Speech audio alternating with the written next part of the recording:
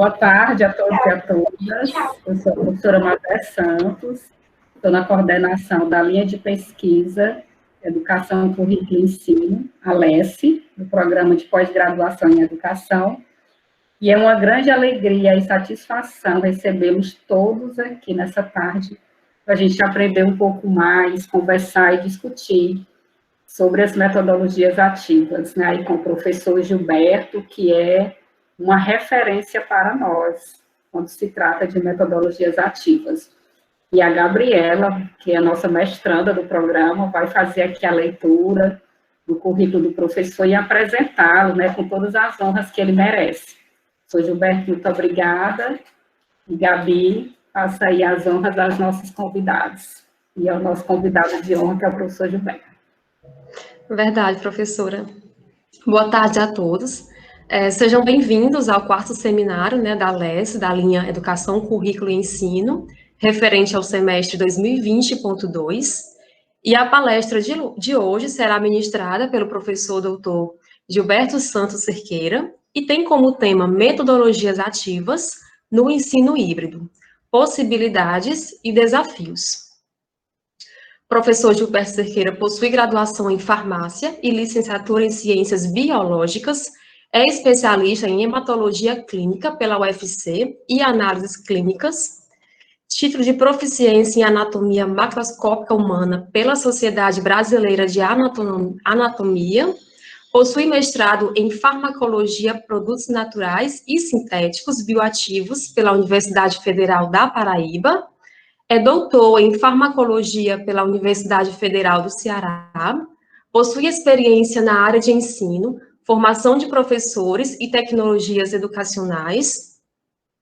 Atualmente vem trabalhando com formação de professores e alunos em espaços não formais, tecnologias educacionais, educação em ciências morfofuncionais, tecnologia de educação à distância, ambientes virtuais de aprendizagem, tecnologias digitais, tem experiência na área de formação docente, é professor permanente do programa de pós-graduação em educação e desenvolve pesquisas na linha de pesquisa Tecnologias na Educação, Impressão 3D e Robótica Educativa. Desde já, gostaríamos de agradecer ao professor Gilberto Cerqueira por sua disponibilidade, por sua presença. Como a professora falou, é uma honra tê-lo aqui conosco hoje, no seminário da LESE, compartilhando suas experiências, enriquecendo esse momento de formação.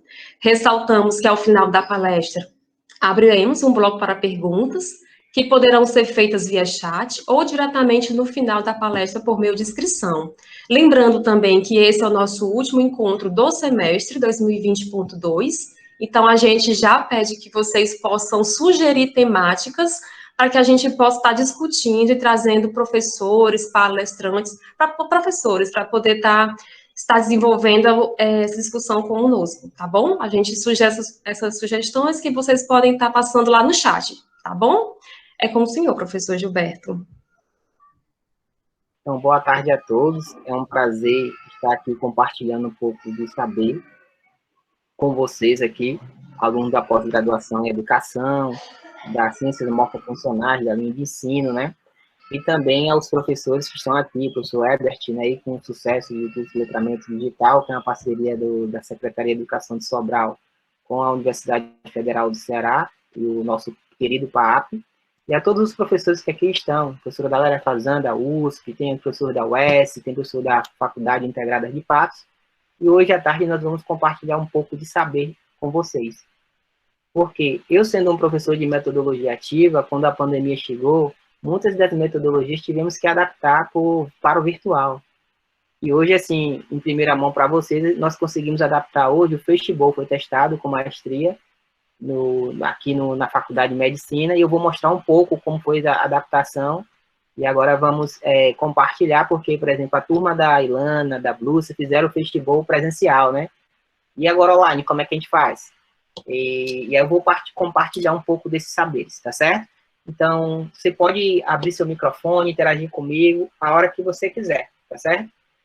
Durante a palestra, nós teremos dois momentos, assim, que vamos interagir fortemente. Então, eu vou colocar aqui o link de dois aplicativos, ou site, como você queira chamar, que nós vamos realizar presencialmente.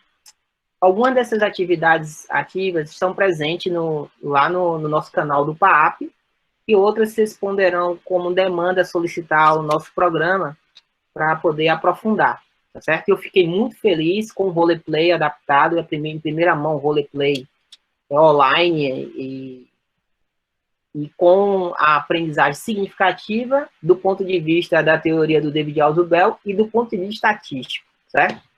E é um pouco dessa minha experiência que eu vou compartilhar com vocês hoje. Então,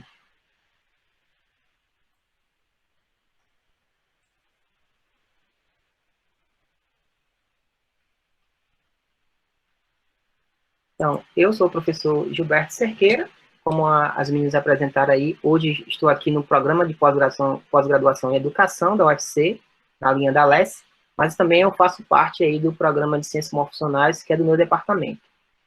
E aí, o que é metodologias ativas? A gente fica pensando, né? Será que dá para aplicar metodologia ativa nesse ensino híbrido? Dá para aplicar no ensino remoto?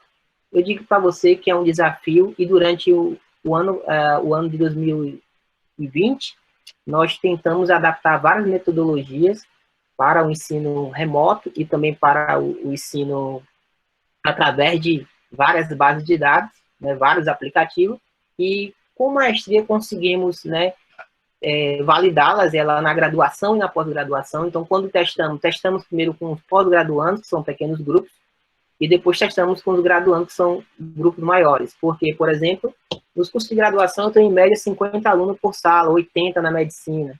Então, é um desafio maior você tentar adaptar essas metodologias para o ensino remoto e para também o ensino híbrido.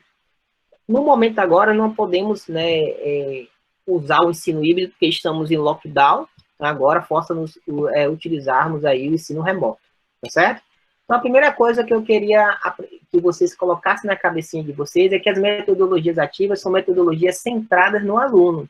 O aluno que ele vai construir o conhecimento. Às vezes a gente está usando o método, falar é ativo, mas se ele não construir o conhecimento, se essa metodologia não for centrada no aluno, ela não se caracteriza como ativa. E aí eu posso dar um exemplo aqui para você entender um pouco disso. Eu posso usar uma estratégia de gamificação chamada Kahoot. Ela pode ser ativa ou pode ser tradicional. Como é que eu diferencio isso? Se eu ministro a aula, e depois eu aplico o Kahoot, eu estou fazendo ela de forma tradicional.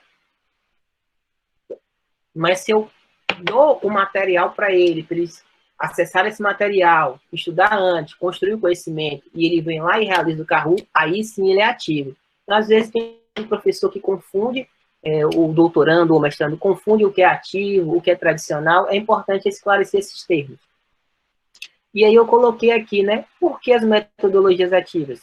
Aqui é um trabalho do DOC, de 2000, que ele fala como as pessoas aprendem. Então, existem várias formas de aprendizagem, vários estilos de aprendizagem, mas, por exemplo, esse método que eu estou usando aqui agora é um método tradicional.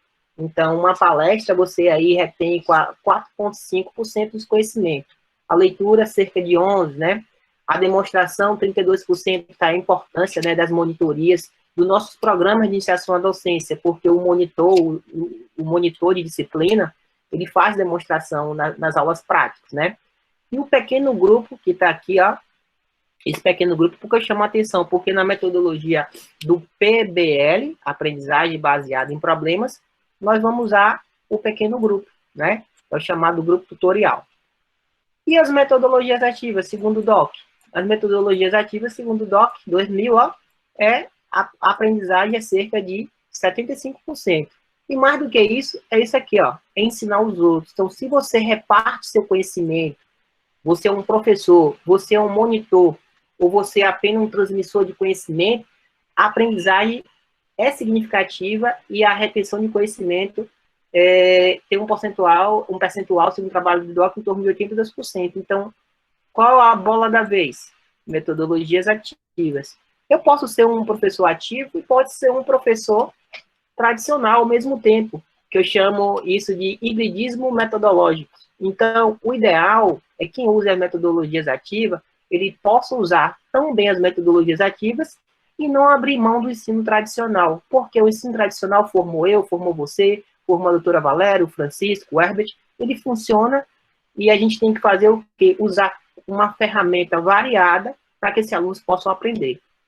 Vocês vão encontrar que nem todos os alunos eles gostam de metodologias ativas. Vai ter aquele aluno que prefere a aula tradicional. Então, a mescla, as misturas de metodologia do tradicional e ativo, eles são ferramentas essenciais para promover a aprendizagem significativa desses nossos educandos. Aqui eu coloquei 3 editais para mostrar que as metodologias ativas são realidades. Note que a Universidade Federal do Vale de São Francisco já cobra como um ponto de concurso, já cobra a Federal de Sergipe. Então, a Unilab, que é aqui no interior do Ceará, em Palmares e Adenção, também cobra. Então, o que acontece? Todos os dias, à minha porta, antes da pandemia, vinha alguém querendo aprender o que é PBL, o que é TBL. Então, quanto mais ferramentas metodológicas de ensino você tiver no seu cartaz, essas metodologias variadas vai se tornar a sua aula atrativa e motivadora, e o aluno vai estar enganjado para participar.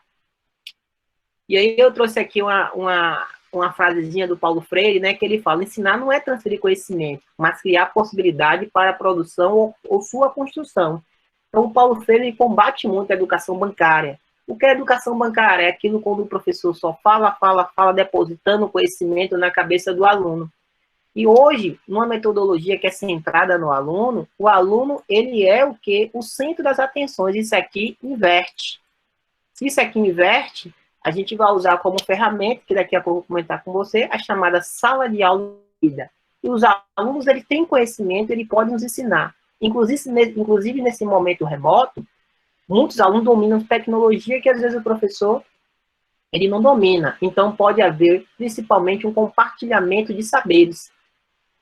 E isso, agora que está aqui, o que é ensino híbrido, né?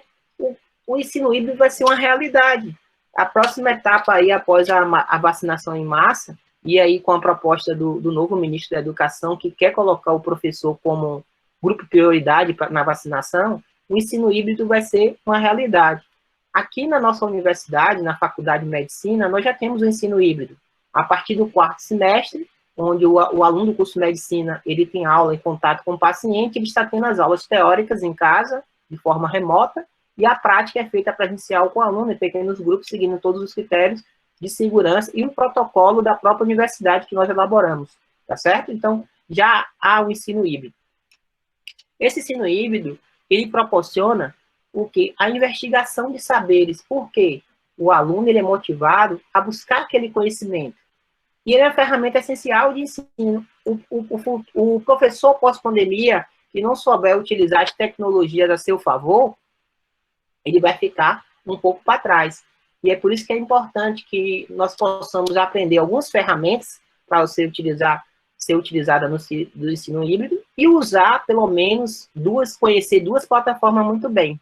Eu digo a você porque quando a pandemia iniciou em abril, eu usava só 2 plataformas, mesmo antes da pandemia. Usava o Google Forms e o Teams. E agora, se eu usar 5 plataformas diferentes, porque a pandemia nos forçou a aprender outras plataformas. Então, é por isso que o professor, pós-pandemia, ele tem que dominar o máximo de tecnologias possível para utilizar ao seu favor. E essas metodologias, né, essas tecnologias, são novas descobertas. E toda descoberta traz conhecimento. Então, lembro que na primeira vez que eu entrei no laboratório, por que eu desejei entrar na universidade? Eu tinha um tio que ele era segurança da Universidade Federal, ele me levava para jogar futebol aos sábados. E eu entrei no laboratório de biologia, vi o microscópio pela primeira vez, como essas crianças estão vendo o experimento.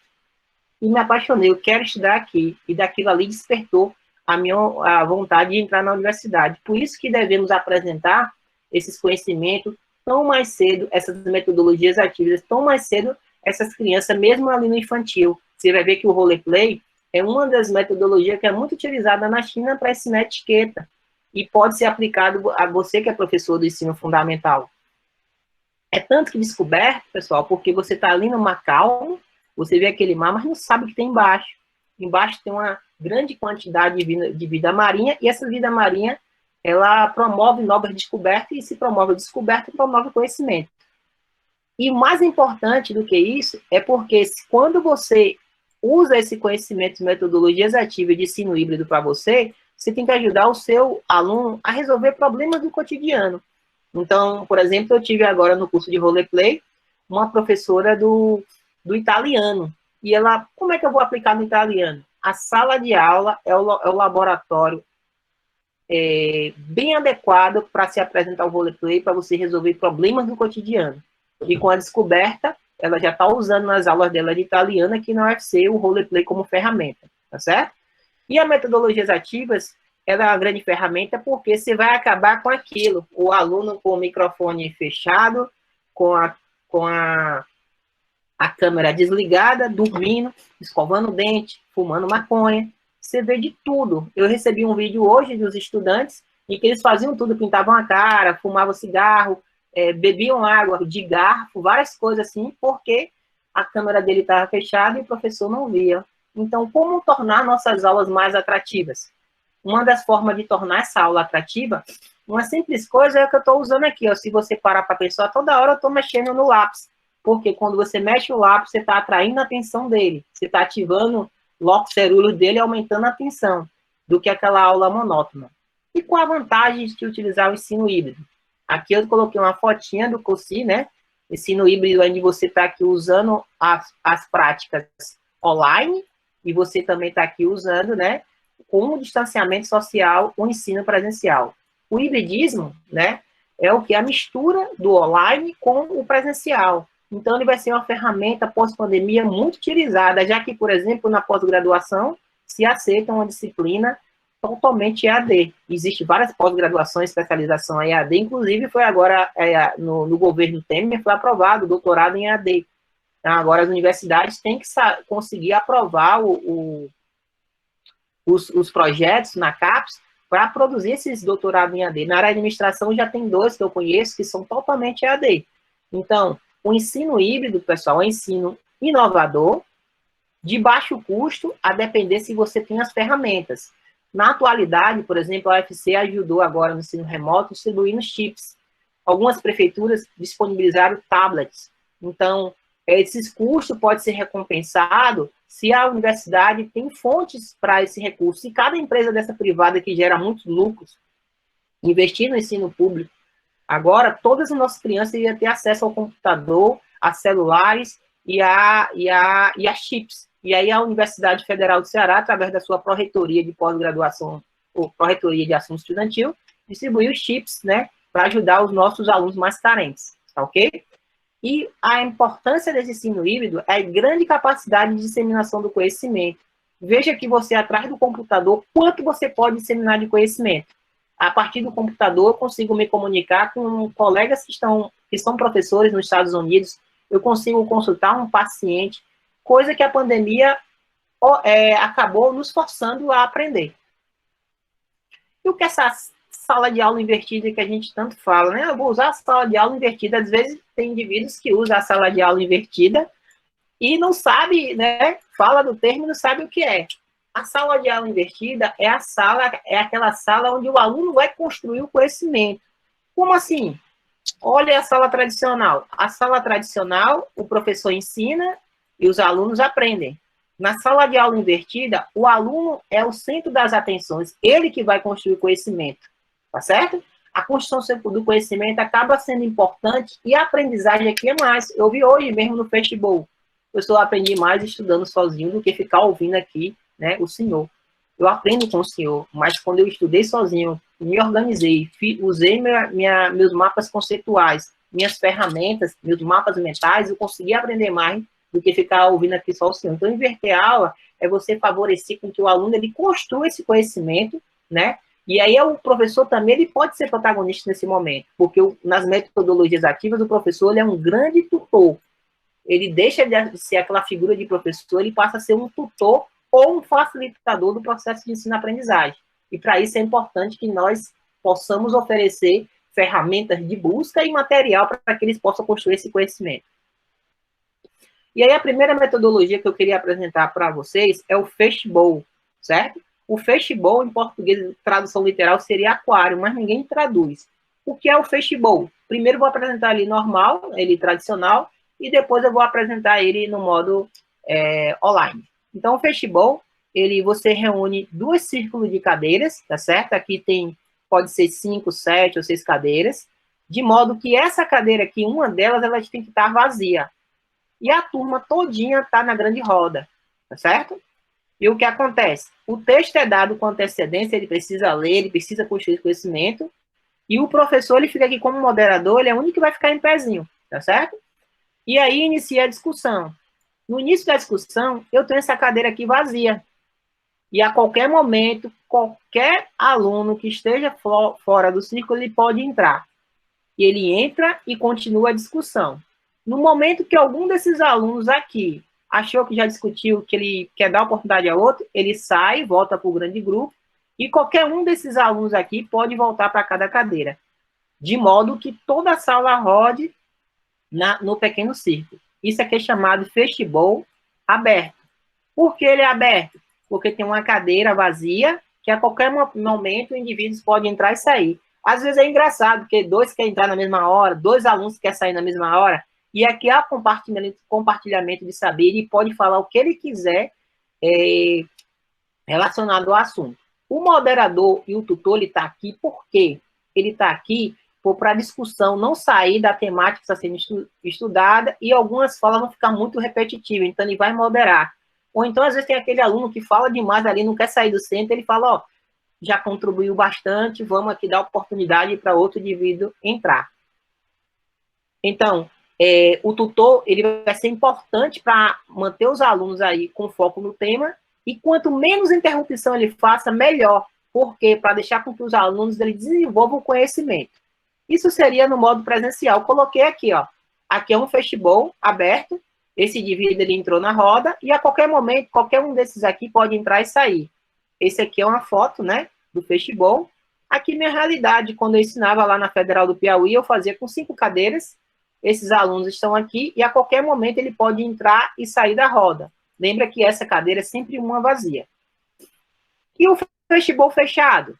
O fechado, não existe a figura da cadeira vazia, a cadeira ela vai estar fechada, essa cadeira aqui vai estar com alunos, então eu vou ter um grupo de pessoas aqui, esses grupos vão discutir e quem estiver de fora vai ficar ouvindo.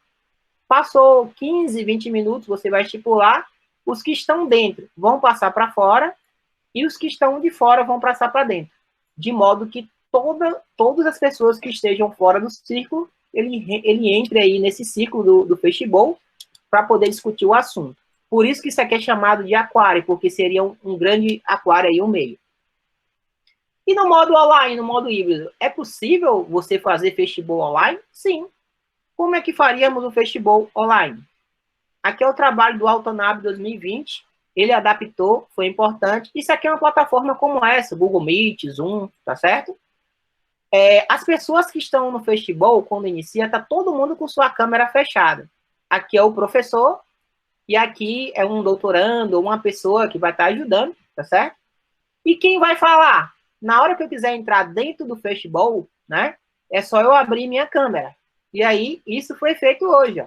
Note que eu tenho 7 participantes dentro do fishbowl, eles que estavam debatendo, são alunos meus da odontologia, tenho autorização de mostrar foto de todos, fizeram questão de se arrumar para estar com câmera aberta, e aí eles discutiram.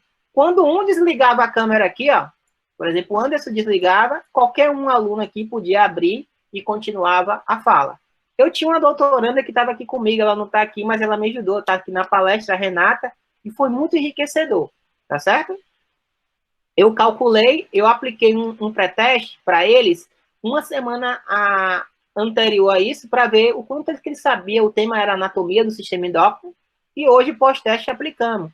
E o que é que nós vimos, né? Aqui eu usei um teste chamado Mann-Whitney, e nós verificamos que os alunos, depois que discutem no fishbowl, ele aumenta o conhecimento de anatomia do sistema endócrino, quando comparado no pré-teste. A meta agora, eu vou esperar 6 meses para mensurar de novo, para ver se ele mantém esse conhecimento a longo prazo, já que algumas revistas internacionais, eles pedem esse tipo de cognição a longo prazo. Essa aqui é uma outra metodologia que nós utilizamos, é o Body Paint. Eles pintam na sala de aula, né? Ah, você fala, eu sou da antropologia, dá para usar? Dá sim, dá para usar no ensino de maquiagem, dá para usar no ensino de de antropologia, de dança. Então, o body paint, ó, ele presencial, ele é muito tranquilo. É lúdico, porque os alunos vão aplicar, né, a pintura corporal e vão acabar aprendendo, porque tem que saber onde está o órgão e tal. Então, ele é muito difundido, é uma metodologia que realmente promove a aprendizagem significativa. Aqui é um trabalho do professor Rafael Seno, da Universidade de Tufts, nosso parceiro, que ele aplicou isso em cavalos. Então, ó, dá para ser aplicado, por exemplo, no ensino de anatomia veterinária. Note que o aluno que está fazendo a construção do conhecimento, a aula aqui não existe. Ele está olhando o atlas, tem alguém aqui segurando o atlas e está reproduzindo aí o desenho nos cavalos, certo? Então, aqui é o sistema de gestório de um cavalo, tá vendo? E eles aí podendo dar aula utilizando o body paint, tá ok? E eles viram no trabalho deles, ó, se você olhar ó, o pré-teste e o pós-teste, há uma aprendizagem significativa quando comparado antes e depois. E aqui é a adaptação por online. Como foi a adaptação por online? Mesmo antes da pandemia, note que esse vídeo é de 2018, não tinha pandemia. O aluno era desafiado a fazer a ferramenta online. Então, aqui é um vídeo público, está no YouTube. A aluna que ela preparou, é a aluna Gisele, do curso de farmácia, ela preparou aí o desenho e deu a aula. E eu assisti pelo YouTube. Ele me deu, professor, o link é esse, enviou o link pelo Siga para ficar guardado. E eu assisti a aula dela de body paint utilizando a plataforma do YouTube. Aqui é quando era presencial, são alunos do curso de medicina, biologia, farmácia. Então, o desenho aqui é feito, não precisa nenhuma habilidade de pintura, se eles podem desenhar com calma, e sempre tem um aluno criativo que vão pintar mais bonito que o outro. Só que a beleza aqui não importa, o que importa é o conhecimento. Então, essas coisas aqui são coisas que são difíceis, por exemplo, estudar isso aqui num cadáver, você tem um sistema ácido todo bonitinho, é difícil, quebra, as veias são muito simples, então, é uma maneira muito boa para poder aprender utilizando o body paint como ferramenta. Aqui mostrando, mais uma vez, o body paint promove a aprendizagem significativa quando relacionado ao ensino tradicional, já que, principalmente, a disciplina que a gente ensina é uma disciplina que força muito a aprendizagem mecânica. Promove a aprendizagem, então esse trabalho foi apresentado no Experimental Biology, no Congresso Americano de Biologia Experimental. Então, é ferramenta. Então, a sala de aula é um grande laboratório, dá para se publicar. E aqui é um outro xodó. Por que eu tenho um xodó, esse aqui é anatomia lúdica? Porque essa metodologia foi criada por mim. Eu tinha dificuldade de fazer com que o aluno aprendesse o nome de músculos. São mais de 200 músculos, e aí eles tinham dificuldade. Aqui era no ensino presencial, lá na outra universidade que eu trabalhava, e olha, eles usam boneco é que eles têm que espetar o nome do músculo. Medicina tem que dizer 50 músculos com ação, e não medicina sem músculo, não precisa de ação. Aqui é a turma da farmácia, aqui já na UFC, né? Aqui a medicina, é uma turma maior. E aqui agora no ensino remoto, né? Então, o aluno, ele grava seu vídeo, esse vídeo também está disponível no YouTube, aqui eu usei para pesquisar. É uma aluna minha aqui da odontologia, da farmácia, e ela está explicando os músculos de forma online. Então, todas as metodologias que a gente usava no presencial, dá para se usar no modo online. E aí você consegue fazer com que o aluno ele tenha aprendizagem.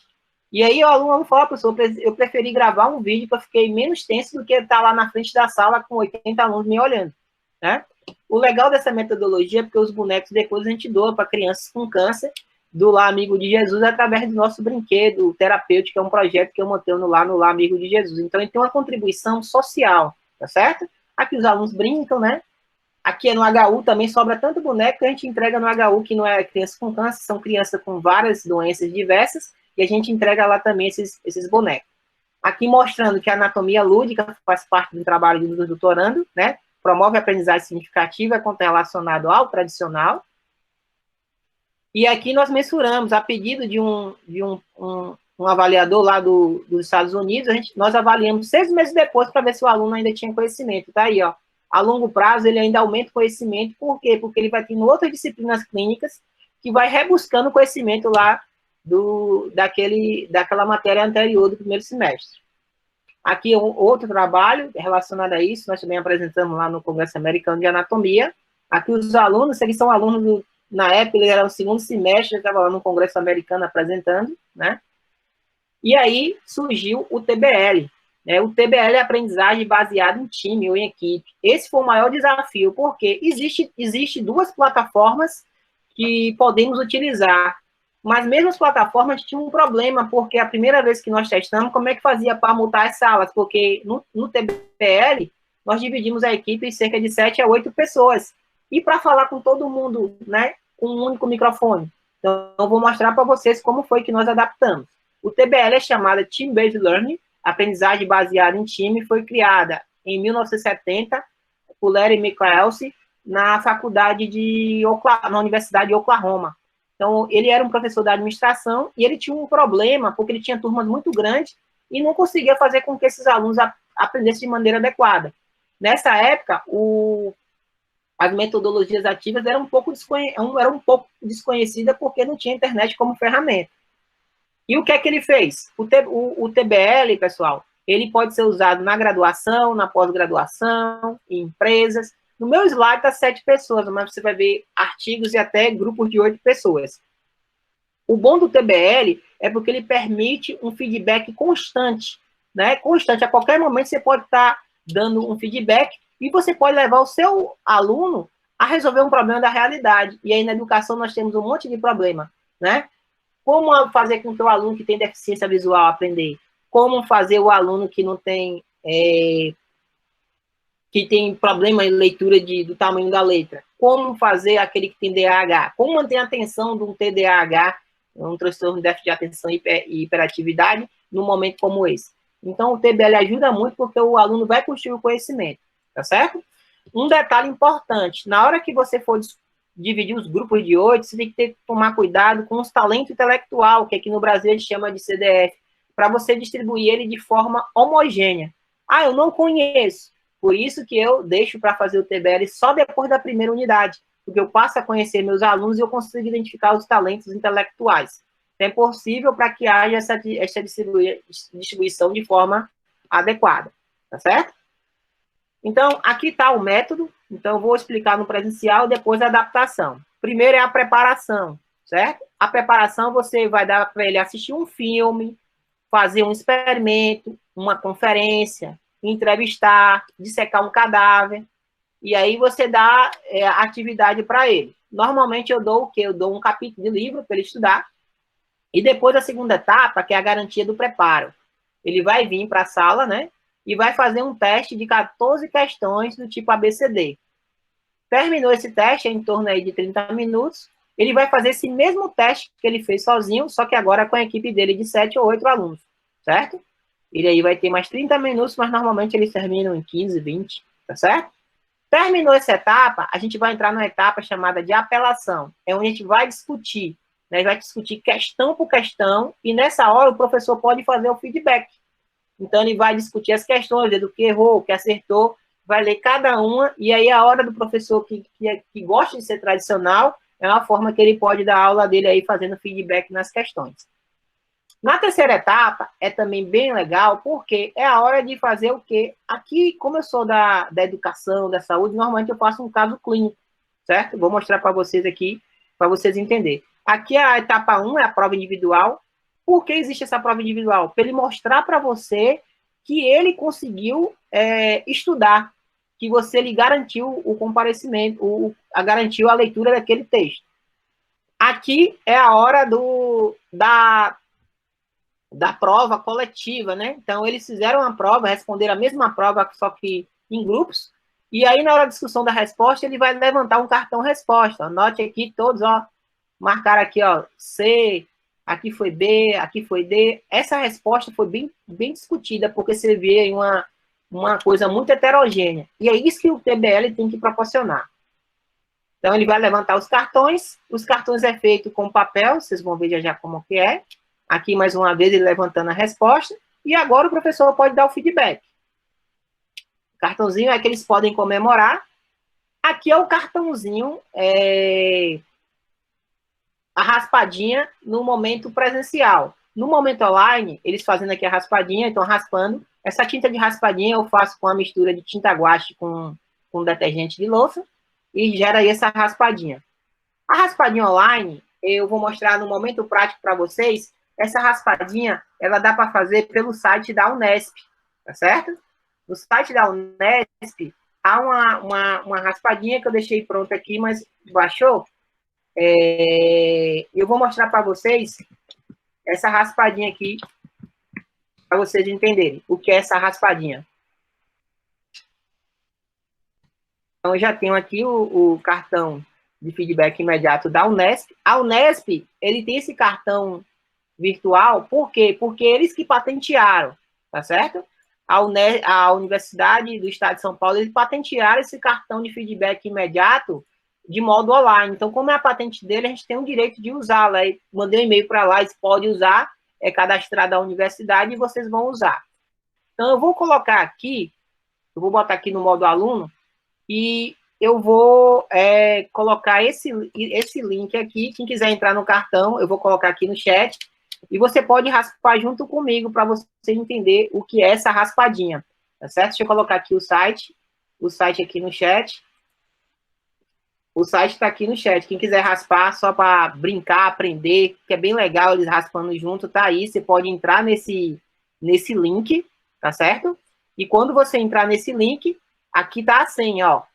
144822. Vou colocar no chat também para vocês ter oportunidade. Mas antes de você raspar, veja aqui o que vai acontecer para você observar. Então, coloquei aqui minha senha, vou me identificar, tá certo? Vou me identificar aqui, vou colocar o meu número que o professor aí me deu, e vai surgir essa raspadinha, ó, que é a raspadinha lá. Nisso aqui, pessoal, gerou uma patente para a Unesp.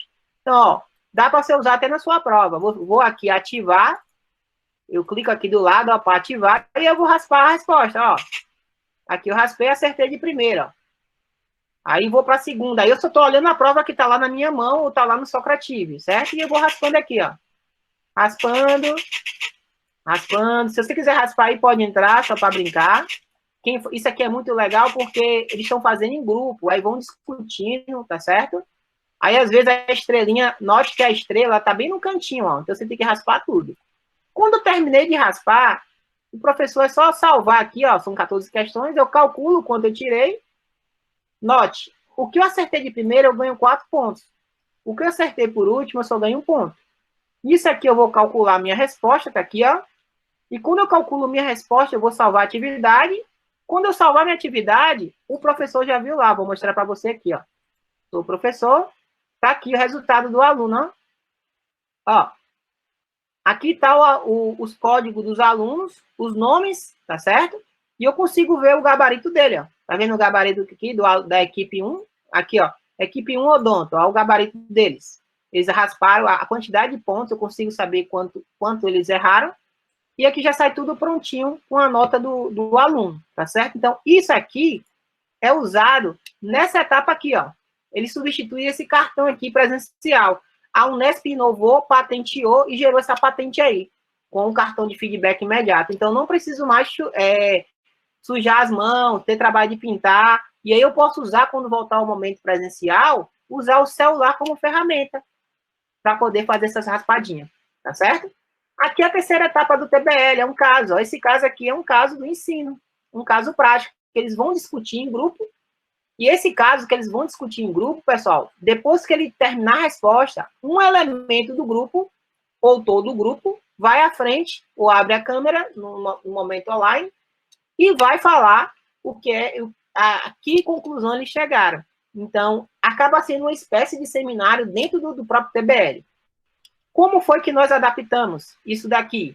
E aí vamos entender, ó. Só para resumir, fase 1 é o preparo individual, ele vai estudar em casa, o professor vai fornecer o material.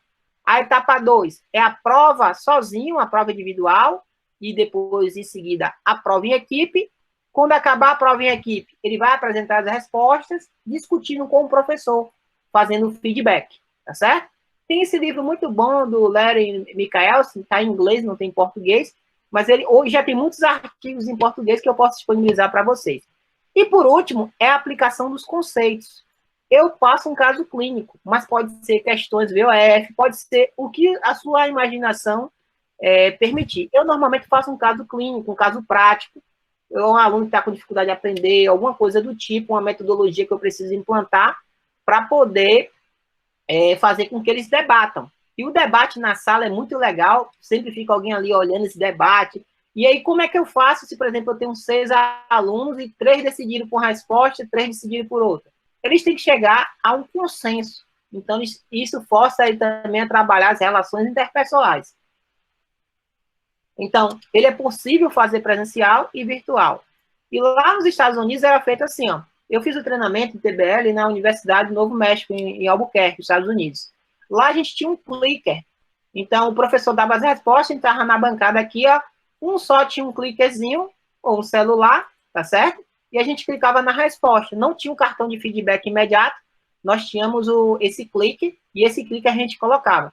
Não é caro, um clicker desse é $10, mas para ter aqui, por exemplo, para uma turma grande sem ajuda na universidade, dificulta. E é por isso que tem aí o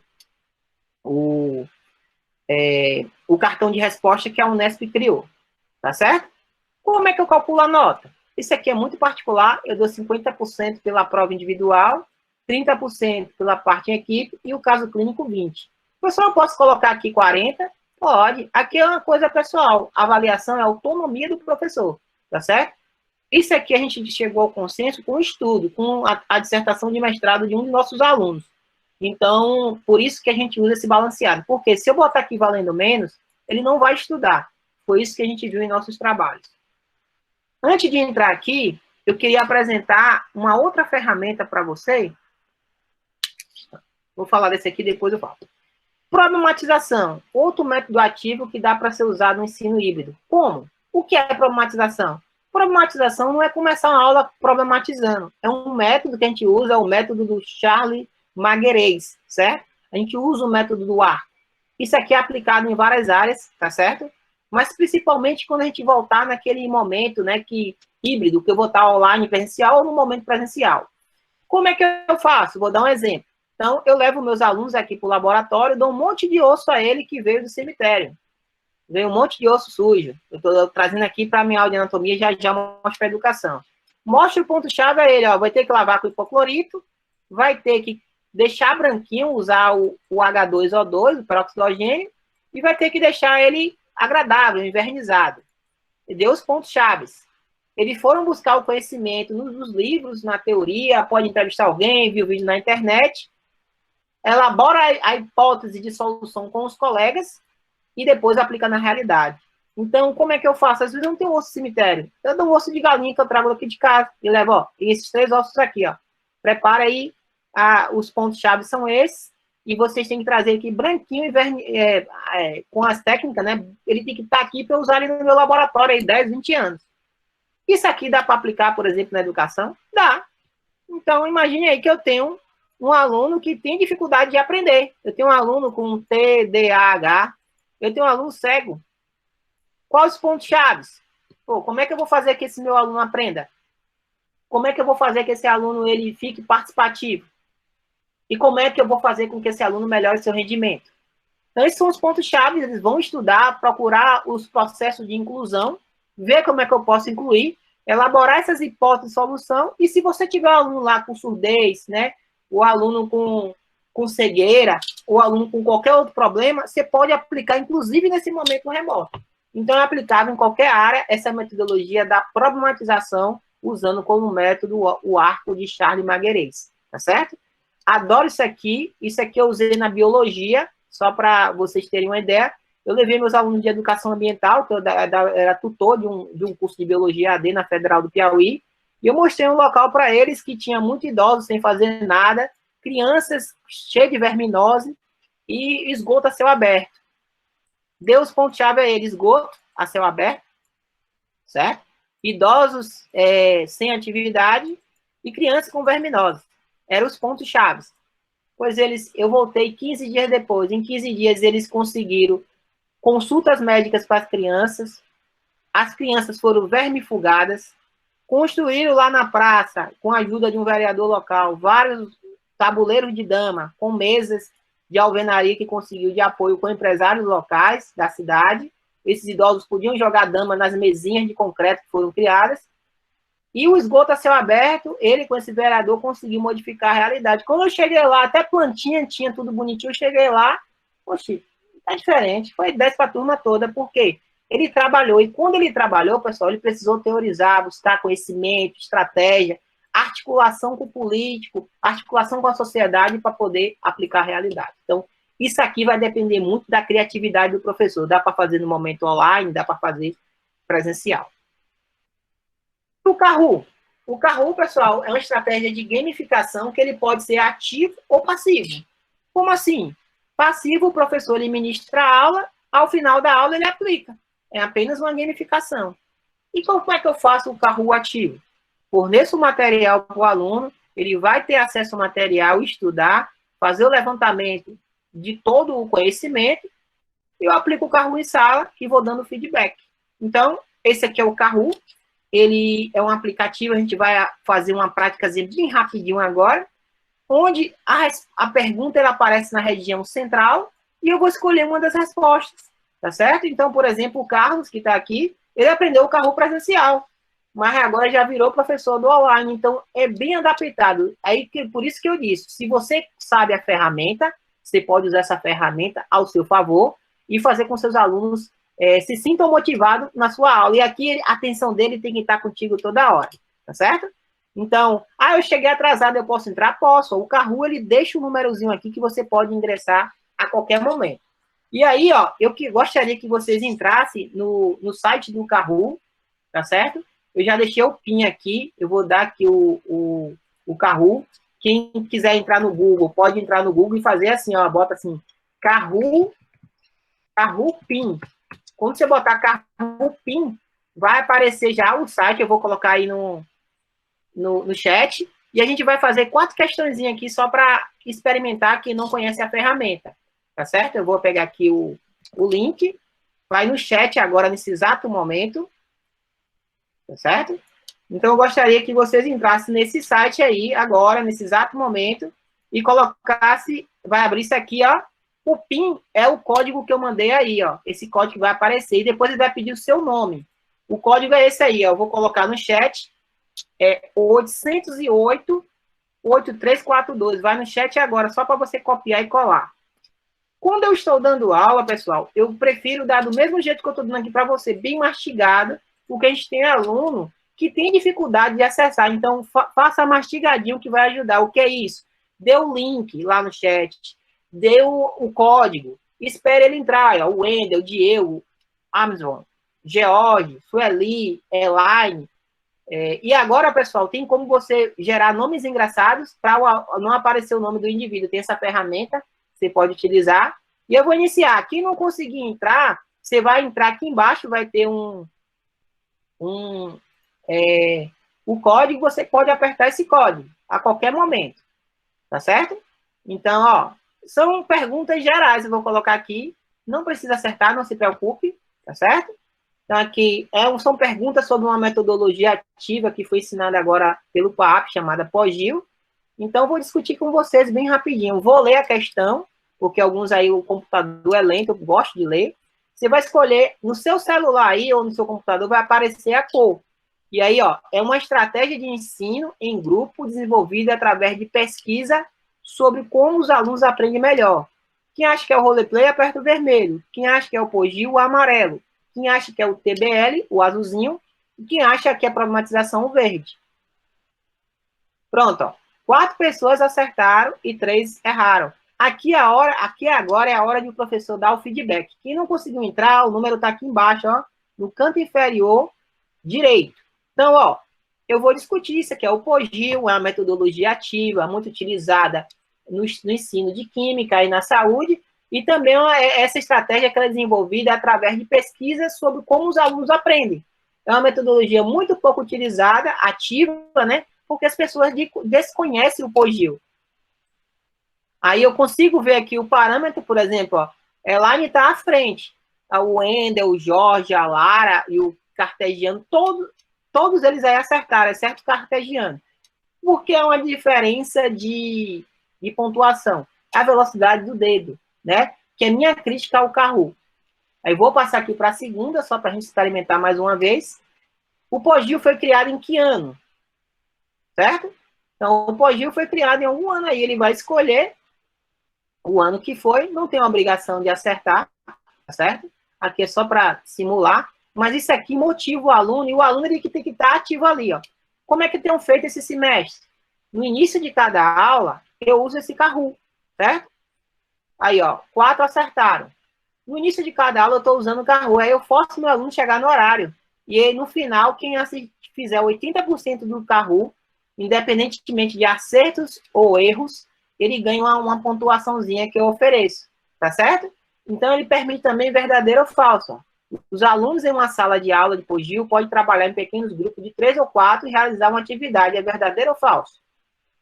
Note que eu posso colocar aí fotos, ó, ilustrando. Normalmente eu coloco uma foto relacionada ao tema.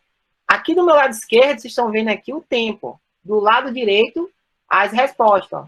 15 pessoas aí já responderam. No seu celular aparece se você acertou, errou, aí, ó. 14 pessoas acertaram. E por aí vai, ó. O Henrique entrou agora, ó. O Henrique Barros está aí na palestra, ó. Ele entrou aí, eu consegui identificá-lo. Aqui é outra questão de verdadeiro ou falso, sobre o Pogil, né? Que fala cada aluno aí no Pogil, né? O Pogil, eu estou falando Pogil, né? É o processo orientado e guiado pelo inquérito de aprendizagem, a metodologia ativa, aqui, muito utilizada aqui pelas professoras do Departamento de Química, a professora Eleni, né? Então, aqui eu estou dando a opção de verdadeiro ou falso. Eu estou mostrando para vocês o modo free. Por quê? É um modo que você não vai pagar, mas no modo que ele é pago, tem muito mais ferramentas aí para vocês, né? E aí, do Pogil, a última pergunta, só para experimentar, eu estou perguntando qual a função do instrutor. Aí, uma pessoa aqui já respondeu, ó. O tempo está passando do meu lado esquerdo e as pessoas estão respondendo aqui do lado direito. Então, isso aqui é free, tá certo? Você pode usar do jeito que eu estou demonstrando aqui, é free. Mas, por exemplo, o Henrique tem um modo pago, dá uma dimensão para você usar muitas coisas. Por exemplo, até escrever a resposta um pouco mais de maneira descritiva e não marcar, certo? Tem quebra-cabeça, tem várias coisas. Pronto, terminei aqui, eu consigo ver o pódio do aluno, por exemplo. Quando é um momento presencial, normalmente eu dou uma caixa de bis para a equipe, porque dá para jogar em equipe, né? Eu dou um bis para todo mundo, né? Aqui hoje quem ganhou foi a Elaine. A Elaine já é uma ratinha de Kahoot, que ela já usa o Kahoot aí há muito tempo, tá certo? Então, vamos voltar aqui para a aula. Então, isso aqui é uma ferramenta de gamificação, que pode ser usada de forma ativa, como também de forma tradicional, tá certo? Aqui é uma foto do Wendel, o Ayrton e a Milínia. Utilizamos, por exemplo, aqui o Kahoot para aprender meta-análise.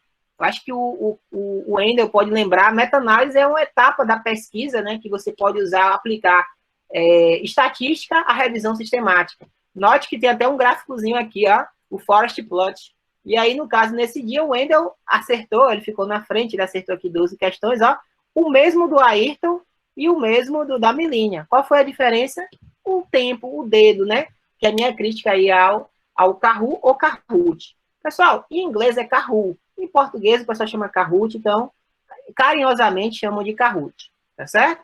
Aqui é um trabalho do professor Morano. Note que o Kahoot, ele feito pré e pós, o aluno, e pós-teste, ele aprende, tem uma aprendizagem significativa, tá certo?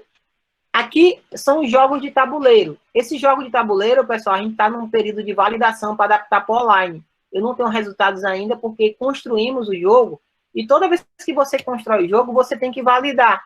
Então, como é que a gente está validando aqui, por exemplo, no departamento? A gente seleciona juízes, esses juízes são professores, por exemplo, imagine que é um jogo sobre sequência FEDAT. Eu ia chamar o Hermínio, a professora Ivoneide e a professora Maria José, que são doutores na frequência FEDAT, eles vão jogar o jogo e vão validar. Depois da validação é que a gente aplica no ensino. Então, aqui é um momento presencial, como é no presencial, é na sala mesmo, todo mundo sentado no chão, inclusive eu me sinto com ele aqui, ó, e aqui tem outro professor ajudando, e a gente vai jogando, é lúdico, gamificado, e dá para jogar isso aqui, mesmo quando voltarmos aí, híbrido presencial, mantém o afastamento e usa máscara, é possível, certo? Aqui a turma da medicina, no final, eles jogando, a turma são 80, divide em duas de 40, e aí é uma alegria que só também fica muito competitivo, porque às vezes o aluno quer ganhar de todo jeito, né? E aqui chegou o nosso queridinho, o nosso roleplay. Então, eu fiquei muito feliz, semana retrasada, nós aplicamos o roleplay, O roleplay, pessoal, em português, seria uma troca de papéis. Eu vou mostrar um para vocês como os alunos são criativos e nos surpreendem. Aqui foi a abertura de um roleplay de uma turma da odontologia. Eu vou colocar aqui para vocês ouvirem. Quem tiver fone aí, aumenta aí. Atenção. A apresentação que você assistirá a seguir aborda temas sensíveis e contém cenas de violência explícita, mas foi tudo pela nota. E pelo aprendizado, claro. Aí são o nome dos alunos, viu? Nobody knows where they might end up. Nobody knows.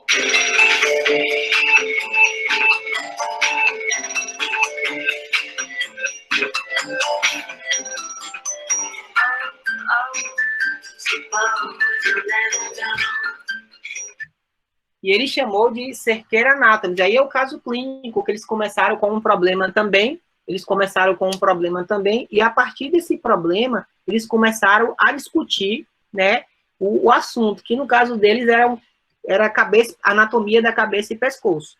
Tá certo? Então, isso aí foi os alunos que criaram, mandaram para mim, e eu vou mostrar um pouquinho aqui do roleplay deles, né? Então, cadê, meu Deus? Aqui é um pouco do roleplay deles. Isso foi feito cada um em sua casa. Então, aqui eles simularam um trauma aí, né? Então, um dos alunos está na casa dele com o carro, colocaram um boneco. É uma troca de papéis. Então, eles estão aí usando a troca de papéis para poder ensinar anatomia. Deixa eu botar o som. ABCDE, pela ventilação, respiração, impulso. Cada um está em sua casa aí, vocês vão ver. Equimose, orbital, sangramento da mandíbula. Fazer o sangramento. Quem tem o sangramento? A aula de anatomia, isso é uma simulação. Segura a cabeça, mobiliza a cabeça. Note que o aluno chamou o filho para ajudar, né? Então a família participa da aula também. Verificando aqui, segundo a escala de Glasgow. Está com misdrise.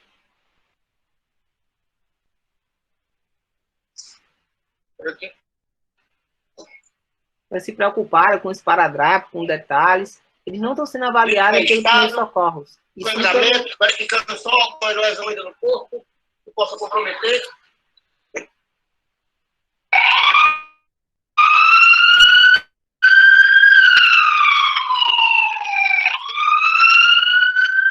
Douglas finalmente chega ao hospital. Olá, doutor. Vítima colisão veicular para 25 anos, masculino, lesão na pístula, estável, escala de Glasgow 10.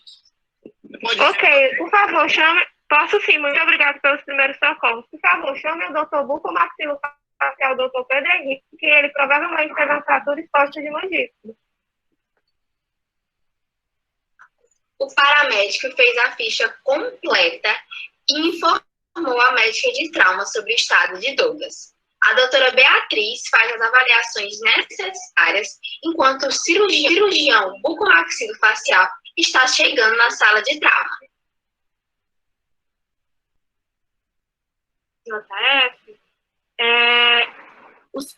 Eu vou parar porque o vídeo é 1 hora e assim, eles estão aí simulando, né, o roleplay. Então foi assim bastante gratificante para mim, porque todo o conhecimento que eu precisava de anatomia da cabeça e pescoço, eles iam falando durante a ligação. E cada um estava em sua casa. Então é o quê? Uma troca de papéis. E aí que eu falei, lá na China eles usam o roleplay para ensinar etiqueta, né? Aqui ensinando etiqueta, os alunos têm que mostrar onde é cada garfo e tal. Então, é ferramenta que pode ser usada no ensino primário, ensino fundamental, no high school, onde você queira.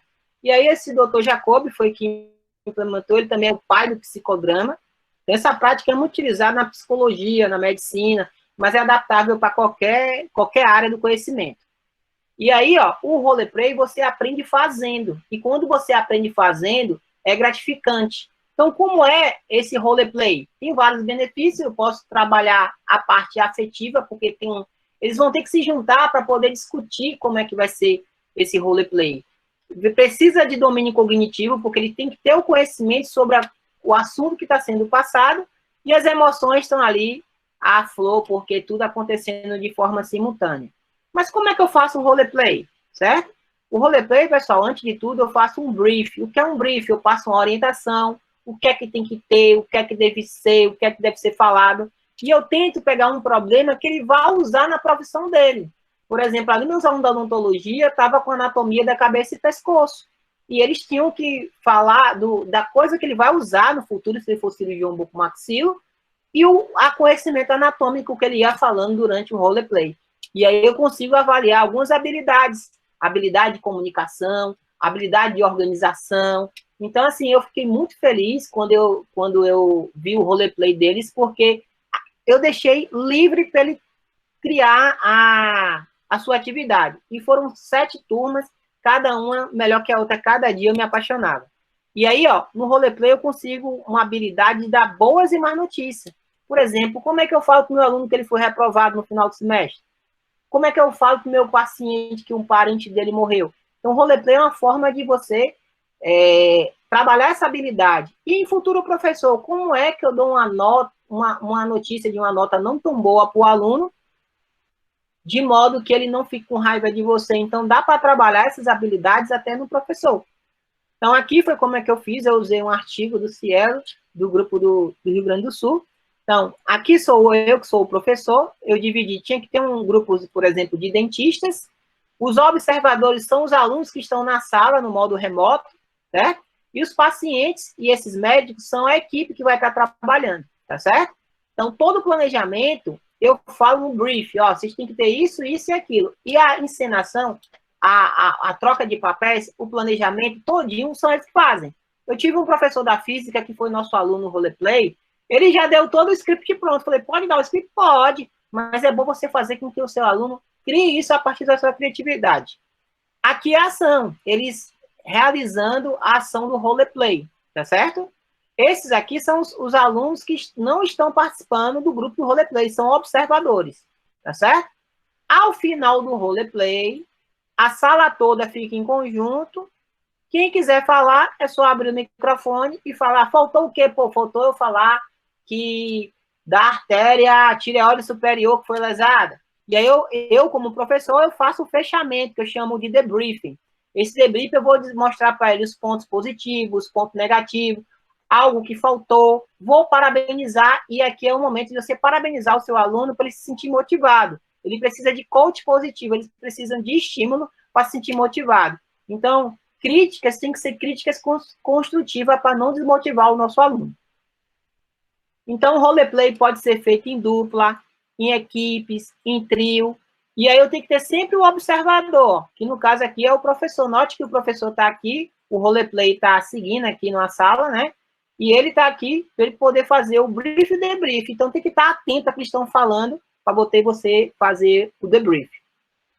Aqui no modo online, como eu falei para você, aqui é uma mesa de negócio e eles estão aí na mesa de negócio discutindo. Então, é possível, sim. Essa mesma aula eu dei para o meu aluno do roleplay, eu mostrei essa figura aqui, falei como é, o que tinha que ter. Eu ensino primeiro a metodologia para ele poder entender a metodologia e colaborar. E quando eles entendem, quando as turmas subsequentes que vai vendo, cada um se sente motivado a fazer um pouco melhor, tá certo? E aí o resultado é maravilhoso.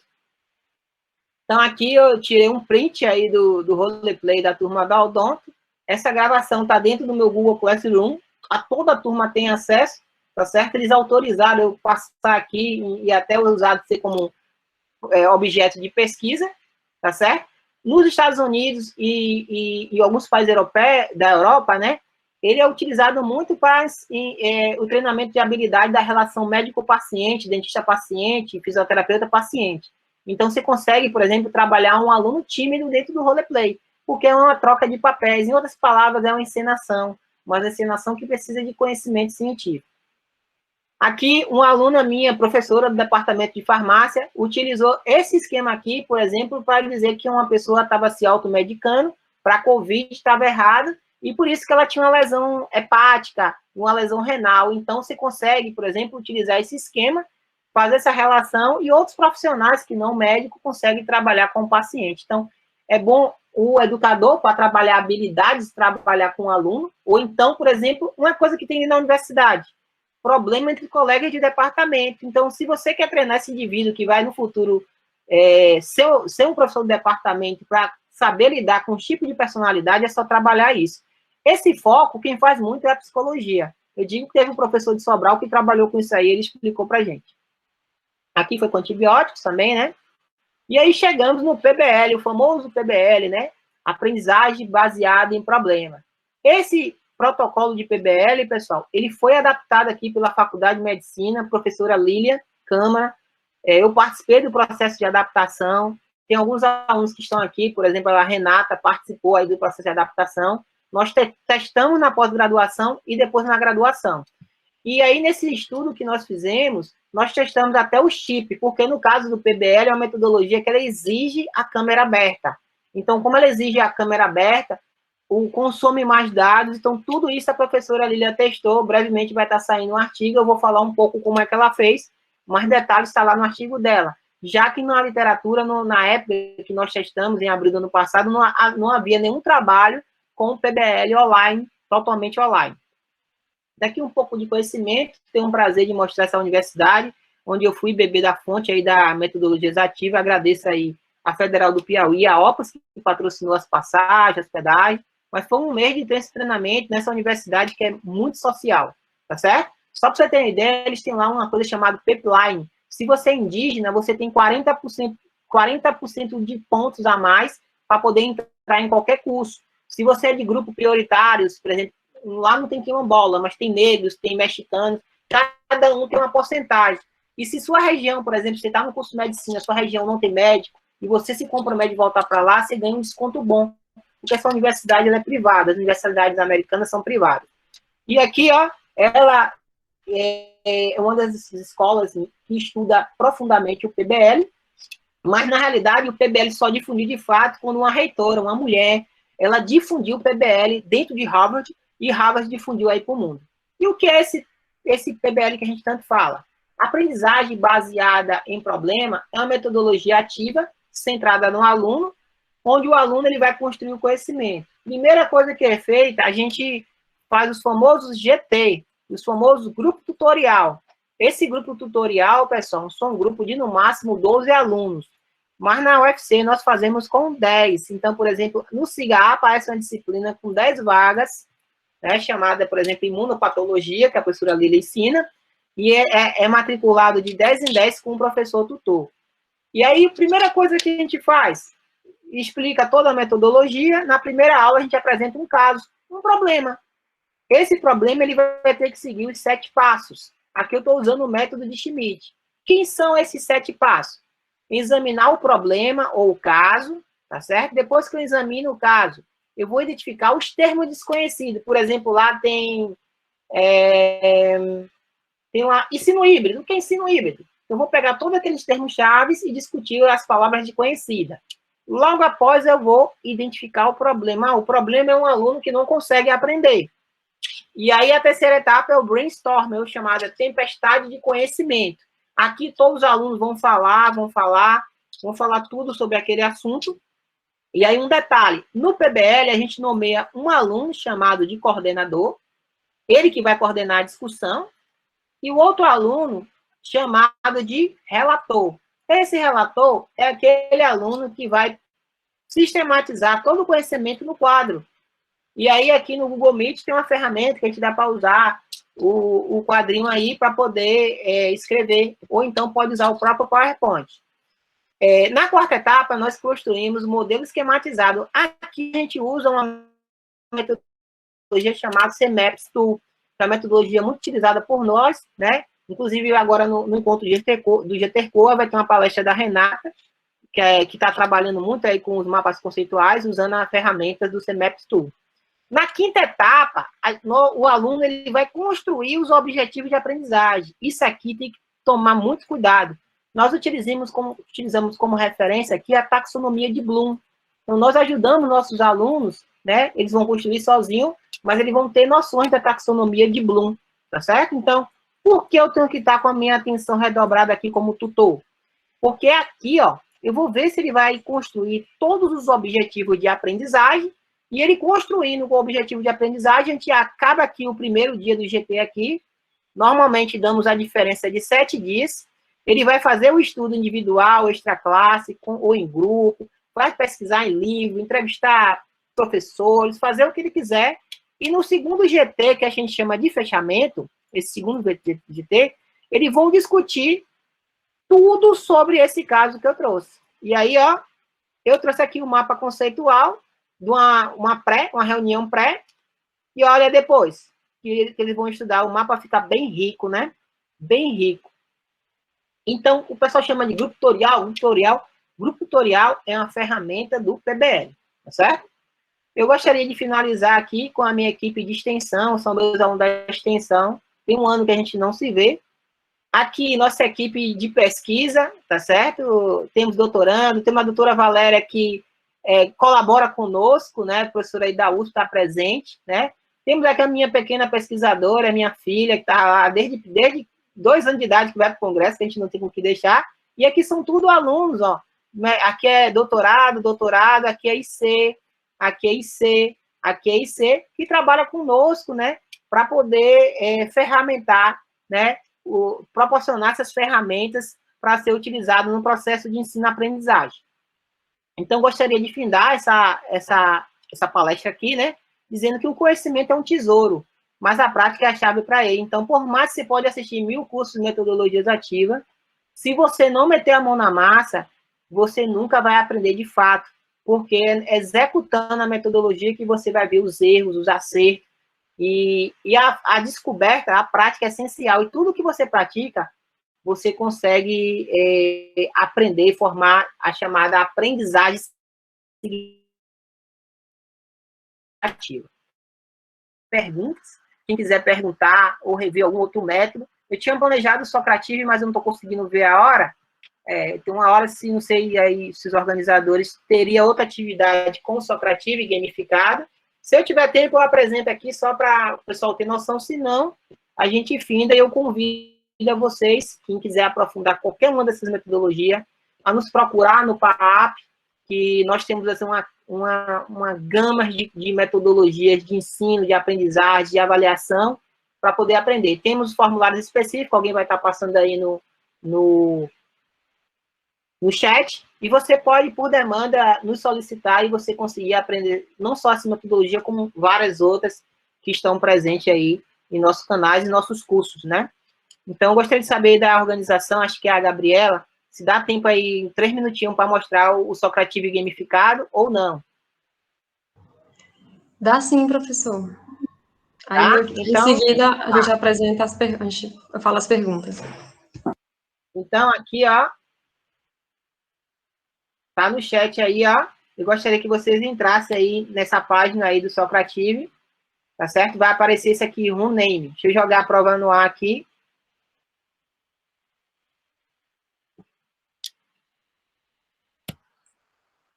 Então, vai ser gamificado. Iniciar corrida espacial. Vai ser uma corrida espacial aí. É sobre... Aí, ó. Aqui na corrida espacial, pessoal, eu vou escolher o número de equipes. Eu vou botar aqui, eu não sei quantas pessoas tem na sala, mas vou botar 20. Cada um de vocês vai ser uma equipe.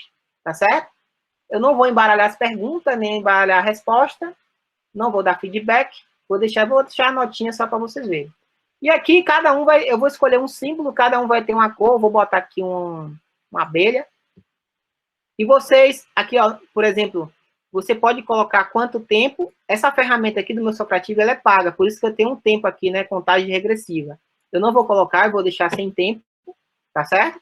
E quando eu iniciar, quando vocês entrarem aí, ó, a sala que vocês vão entrar, certo? Opa. Deixa eu ver se está online. Não, vou jogar de novo.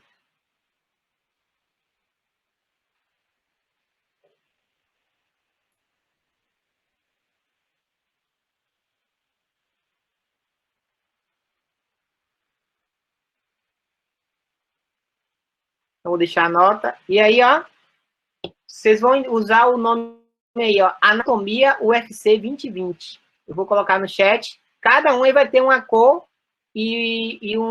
uma cor. E aí, quem chegar primeiro aqui, responder as respostas corretas no maior velocidade de tempo, ganha. A sala é Anatomia UFC 2020. Vou colocar no chat, você pode entrar. Tudo maiúsculo. Deixa eu ver, se vocês entrarem, eu vou conseguir receber aqui, ó. Já tem uma pessoa, eu consigo ver aqui, ó. Tá vendo? Tem uma pessoa aqui. E quem conseguir entrar, primeiro vai aparecer room name. Room name é o nome da sala, né? Em seguida, você vai aparecer name, é seu nome. Só tem uma pessoa na sala até agora.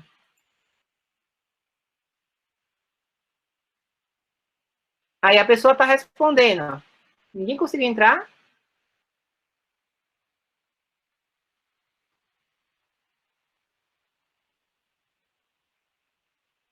A outra pessoa conseguiu entrar aí, ó. Então, quem responde mais rápido aí vai ganhar. Vamos ver o que é.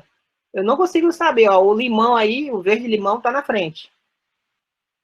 Só são 4 perguntas.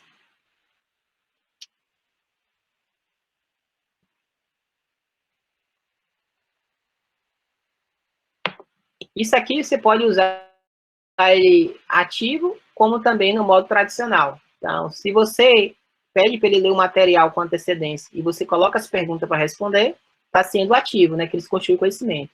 No tradicional, você dá aula, no final da aula, joga as questões para ele tentar ver quem ganha. Isso pode ser jogado em equipe. No presencial, eu gosto de jogar em equipe ou sozinho. Verde limão, conseguiu terminar? Aí, alguém entrou aí com vermelho. Não passa, as questões não passam, fica só em uma. Tá travado, é? Exato, para mim sim. Outra pessoa que está jogando está travada? O meu deu certo. Quem terminou, tem que apertar aqui concluir. Deve ser sua internet que está travando. Aperta concluir, ó. 3 questões. Só são 3 questões aqui, porque como é uma palestra, ela é rápida, eu botei só 3 questõezinhas. Deu certo, professor.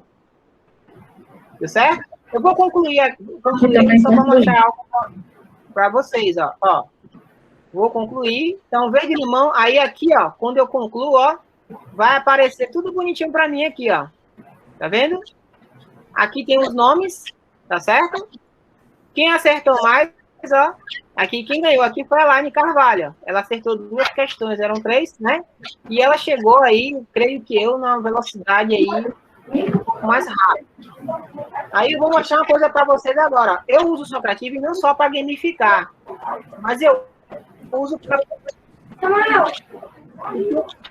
Tem uma prova minha acontecendo agora, que é para encerrar às 4h20. E eu vou encerrar, ó. Os alunos estão fazendo prova agora, ó. Isso aqui foi uma prova que está sendo aplicada agora. Ela termina às 4h20. Todos os meus alunos já fizeram as provas aqui, ó. Tá vendo? Eles fizeram uma prova.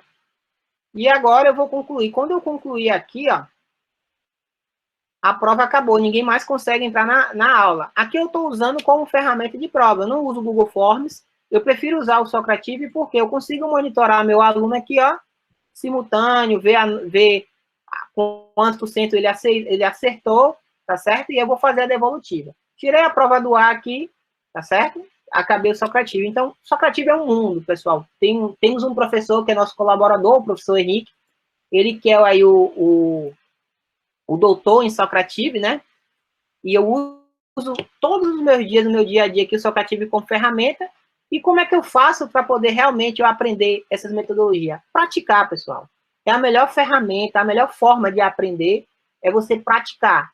Se você ficar na sua zona de conforto e não conseguir praticar, você nunca vai usar como ferramenta. E aí eu tenho como bom exemplo o Carlos e o Wendel. Eles aprenderam o Kahoot durante a aula de estatística, que não é uma aula não tão fácil. E hoje eles utilizam na prática dele de ensino a vida toda. Francisco, dentre muitos outros. Então, eu gostaria de finalizar, passar a palavra à professora a Gabriela, aí, nossa mestranda, doutoranda, não sei, né? Para que elas possam conduzir aí as perguntas. Se quiser rever algo, pode rever também. eu estou disponível aqui para a LES.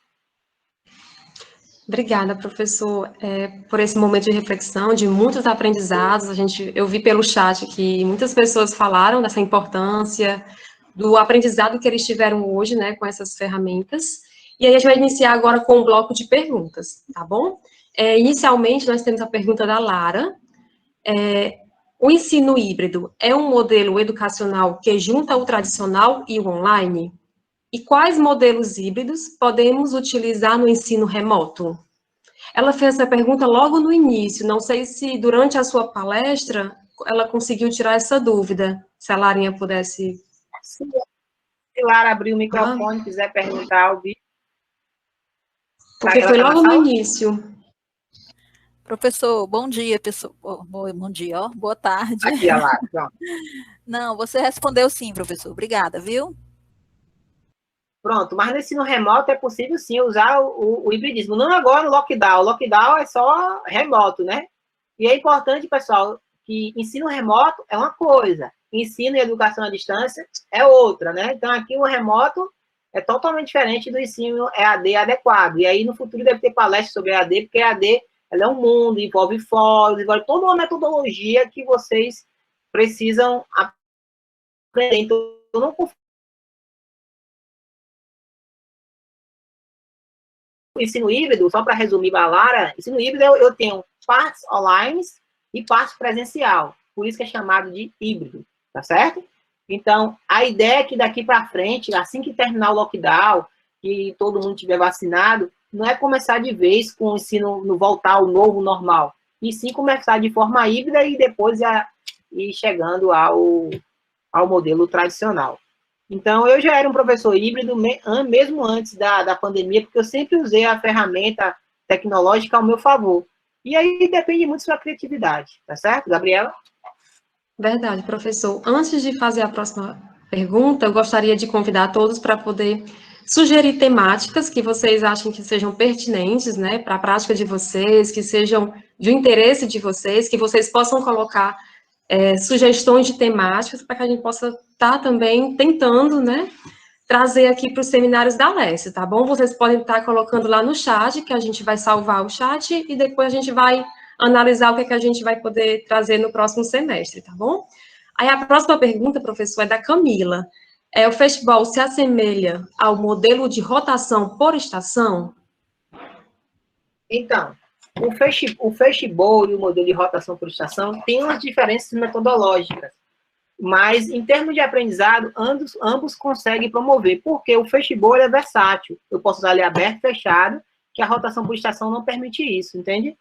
E outra coisa, o festival, ele é um pouco mais antigo. Muitas metodologias é a readaptação de outra, tá certo? Então, eu particularmente, eu gosto do festival porque dá liberdade, o aluno pode ir e voltar quantas vezes quiser. E a estação, não, você vai passando. O festival, não, eu esqueci de falar algo. A cadeira esvaziou, eu vou lá e volto. Então, eu posso entrar e sair a qualquer momento, ele no modo aberto. Aí você pergunta, você prefere aberto ou fechado? Eu prefiro aberto porque dá liberdade de você ir lá na cadeira, no centro, né, no festival, no aquário, quantas vezes você quiser. Entendeu? Então, por isso que eu prefiro ele aberto. Entendi, professor. E a penúltima pergunta é da Larinha, que também ela pergunta, podemos inserir a raspadinha, né, que foi um modelo que o senhor trouxe para nossa prática, em uma plataforma, por exemplo, no Teleduc, pode ser utilizada a raspadinha? Eu nunca fiz essa adaptação, mas eu creio que sim. Por quê? Na pandemia agora, a professora Mazé, o Emanuel, eu e o PAP, né, nós adaptamos muita coisa que o SIGA não tinha, inclusive a professora Mazé conseguiu adaptar a prova, né? A prova dentro do SIGA. Teríamos que testar, mas eu acho que é possível sim, porque você gera o link e você teria que deixar o PIN fixo. O PIN é a senha, tá certo? O PIN fixo. Mas é possível sim, porque você, no SIGA A, eu disse, é possível. Nas outras plataformas eu teria que testar, mas eu acho que é possível sim, porque se o PIN tá ali, e se seu PIN vazar, você pode gerar um novo PIN, a cada hora você pode gerar o PIN. Ou então você fazer vários gabaritos diferentes, por exemplo, você pode fazer 10 gabaritos, 20 gabaritos, vai dar trabalho, mas você pode fazer aí, não existe limite de gabaritos. 200 gabaritos, você tem um gabarito para cada aluno. Mas vai dar um pouquinho de trabalho, porque tem que fazer um por um. Aí, bota aí, cada um 5 ou 10 minutos. Entende? Mas é possível adaptar sim. Entendi, professor. Elaine, você gostaria também de fazer uma pergunta, né? Pode fazer, tá bom? Boa tarde, professor. É porque eu fiquei em dúvida com relação ao tempo de execução do roleplay.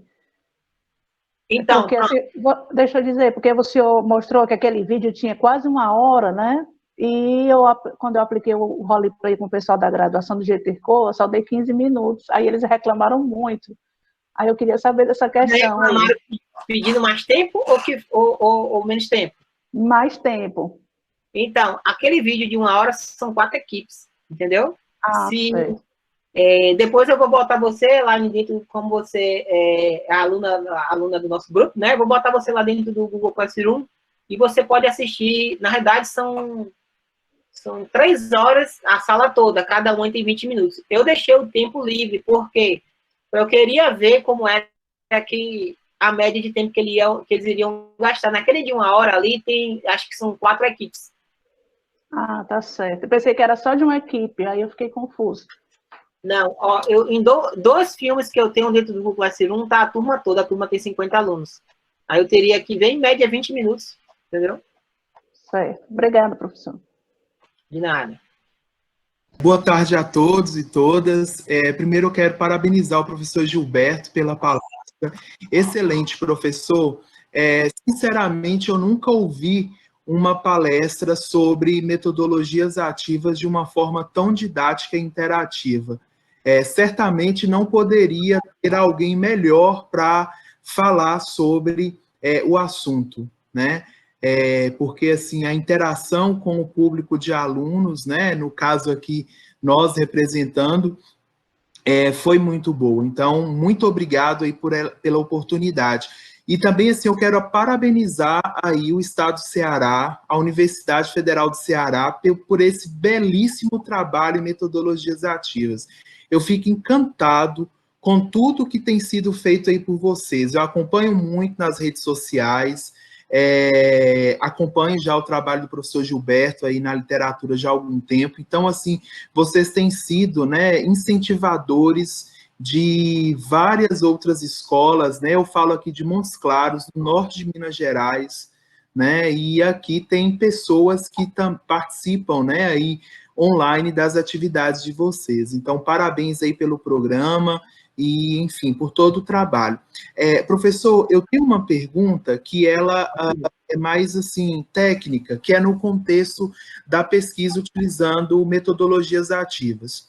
Eu vejo que muitas vezes nós fazemos, né, as metodologias ativas, mas não avaliamos se, de fato, né, elas estão dando certo. Aqui no decorrer da sua fala foram apresentados alguns dados, né, que mostram essa efetividade das metodologias ativas. Então, né, 2 questões. A primeira como que faz, né, esse comparativo utilizando aí os grupos, né, que vão passar pela atividade, se há a presença de um grupo controle, e segundo, se há necessidade de comitê de ética para a realização desses estudos com avaliação da utilização de metodologias ativas. Então, Flávio, muito obrigado pela sua fala. Um abraço aí para todos aí de Minas Gerais, minha querida Minas Gerais, né? Sim, então, como nós trabalhamos como pesquisa, sempre que você vai usar como objeto de pesquisa, você tem que passar pelo comitê de ética para aprovar, tá certo? E aí o que acontece? Por exemplo, temos vários alunos aqui que vão trabalhar ou que já estão trabalhando com metodologias ativas, todos eles têm comitê de ética. O Francisco está aqui. E aí, o passar no comitê de ética não é difícil. Às vezes a pessoa, não vou passar, não sei o quê. E nas ciências humanas é muito comum as pessoas não passarem o trabalho no comitê de ética. Assim, aqui pelo Brasil tem revista que aceita, mas essa revista de ensino, por exemplo, de anatomia, de histologia, ela exige, no momento da submissão, a cópia do parecer do comitê de ética, então é importante. O que é que eu tenho feito? Todo ano eu frequento o Experimental Biology, que é um congresso que ele trabalha com educação e anatomia, apesar de ser um congresso da saúde, da biologia experimental, mas tem lá, por exemplo, estuda muito currículo, que aqui no Brasil a gente estuda pouco currículo em relação ao que o americano estuda. Então, normalmente eu faço um questionário pré, eu posso fazer normalmente eu uso um questionário validado, às vezes eu associo com a escala de Likert ou de Likert, como você queira chamar, tá certo? A partir disso daí, eu faço um pós-teste. Esse pós-teste eu posso fazer imediatamente após a aula, ou esperar um tempo. E com a sugestão lá do Congresso Americano, eu tenho feito 6 meses após da aplicação da metodologia, para ver se a metodologia ativa retém conhecimento a longo prazo. No caso da anatomia lúdica, eu tenho um segmento de 4 anos. Tem 4 anos que eu estou aplicando na turma, que ela vai se formar agora. E aí nós temos um longo prazo maior. Então, é sugestão da revista de fazer pré, pós e a longo prazo. A crítica de alguns pesquisadores dizendo que o conhecimento não pode ser avaliado. Pode sim, e tem vários trabalhos na literatura mostrando isso. Às vezes é um pouco da mentalidade do pesquisador que não tem. Então, eu tenho feito isso, tenho dado certo. Como é que eu sei que deu certo? Aplicando uma estatística inferencial. Você aplica uma estatística inferencial e você torna o seu conhecimento educativo em ciência. Porque é difícil você transformar a educação nela quantitativa, porque a parte qualitativa é importantíssima e, às vezes, dá um retorno social melhor do que a quantitativa. Como nós trabalhamos assim, com publicações para poder, são temas de tese, né, de dissertação, né?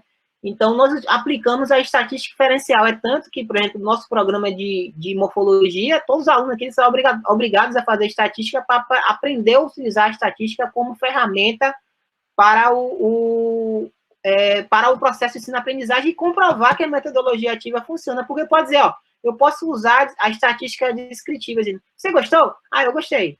Ah, 90% gostou. Mas qual o diferencial disso que eu tenho? Então, para poder melhorar isso, foi colocada uma estatística inferencial em cima disso para matar a cobra e mostrar o pau. Então, por isso, quem quer realmente trabalhar com metodologias ativas, tem que usar 2 ferramentas ao seu favor. A metodologia qualitativa, eu sugiro aqui, por exemplo, você usar a análise do conteúdo de Bardan, pode ser uma, né? Ou então, por exemplo, e a estatística, né? E aí, estatística inferencial, não a estatística descritiva. A descritiva é aquelas porcentagens, porque com porcentagem você não diz nada. Entendeu? Então, você só diz, ó, é tantos por cento, mas se isso é significativo, funciona de verdade, então é uma forma que as revistas de alto impacto colocam de poder você comprovar que isso funciona. Então, por exemplo, tem vários alunos trabalhando ao mesmo tempo, esses alunos têm seus projetos aprovados no comitê de ética, o prazo que eu dou para o meu aluno normalmente é 1 ano, no primeiro ano ele tem que terminar os créditos e passar no comitê de ética, e aí cai em campus, tá certo? Então, é metodologia científica, né? Então, é uma forma de eu provar para você que a metodologia funciona. E aí eu recebi um desafio muito grande esse ano, que era associar uma metodologia que você não conhece, mas você pode conhecer, que o grupo aqui do Ceará é forte, da Faculdade de Educação, é a sequência FEDAT, uma metodologia que é centrada no professor. Então, um trabalho nosso, de uma das nossas alunas, a gente está associando a sequência FEDAT com metodologias ativas para ver se ela funciona, tá certo? Então, é o quê? É você elaborar as hipóteses, né, a partir dessas hipóteses, verificar se ela é verdadeira ou se ela é nula, e comprovar através de ciência, né? Então, ouvi isso de um professor da Unicamp, que eu pedi para fazer o pós-doc com ele acabou se aposentando, ele falou, ó, você tem que mostrar que tudo que você está fazendo funciona e é científico. E a melhor maneira de provar isso é através da análise quantitativa e qualitativa. Então, o estudo misto, quanti-qual e quali-quanti, é uma ferramenta muito importante para provar que essas metodologias funcionam. Entendeu, Felipe? Excelente. Obrigado, professor. Flávio. Obrigada, viu, Flávio, pela sua pergunta. Professor, a Camila, ela fez um comentário e gostaria que o senhor falasse um pouco sobre isso aqui no chat. O ensino híbrido, enquanto metodologia ativa, coloca o aluno no centro do processo de aprendizagem. Vejo que a idealização do ensino híbrido pós-pandemia está descaracterizando essa concepção de aluno protagonista. Gostaria que o professor Gilberto, o senhor, falasse um pouco sobre isso. Depende, Camila. Se você não usar a metodologia da maneira que não fazer chamado gambiarra, você faz da maneira correta. O que a gente vê muito é gambiarra. Inclusive, pessoal, metodologia gambiarra, tem tese na USP falando de algumas metodologias gambiarra. É uma coisa pouco estudada aqui no Brasil, as gambiarra.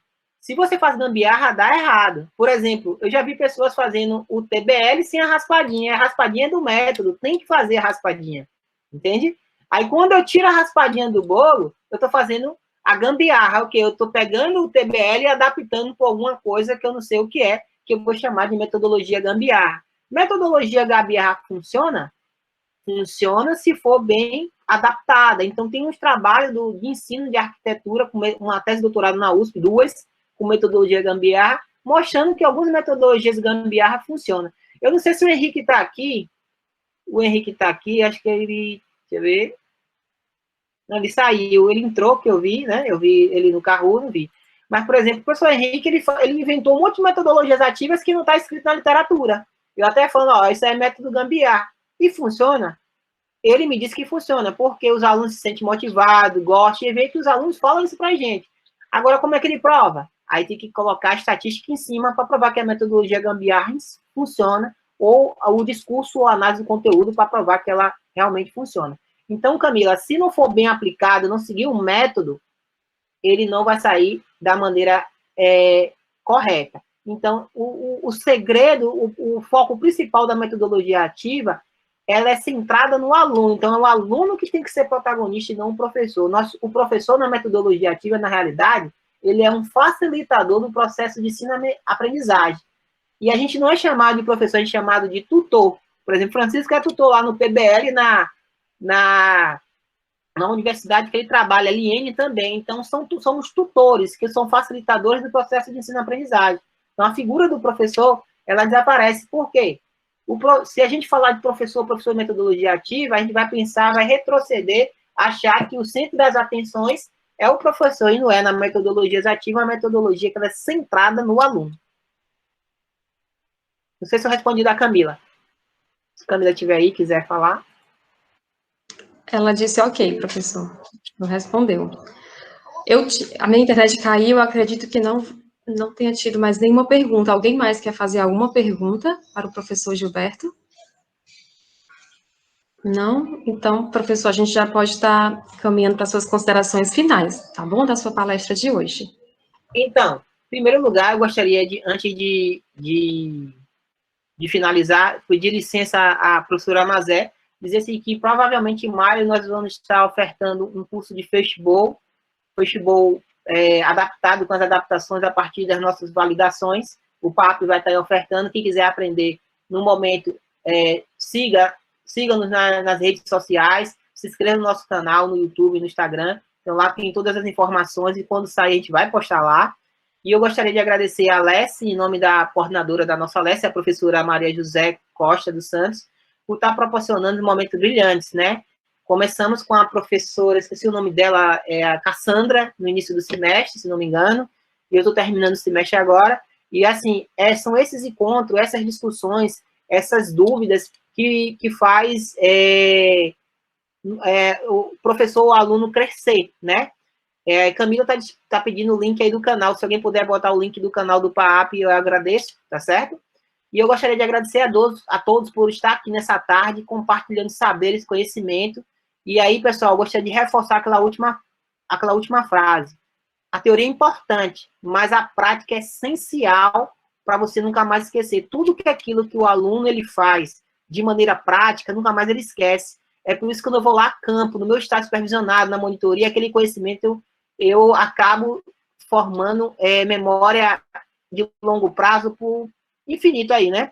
Então, é importante fazer seu aluno praticar, principalmente nesse aluno aqui, nesse momento remoto. Se você não inovar, não motivar nas suas aulas, o aluno vai escovar dente, o aluno vai dormir, o aluno vai fazer tudo e não vai interagir com você.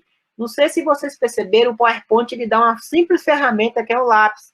Só o fato de você usar o lápis, a gente testamos isso, né?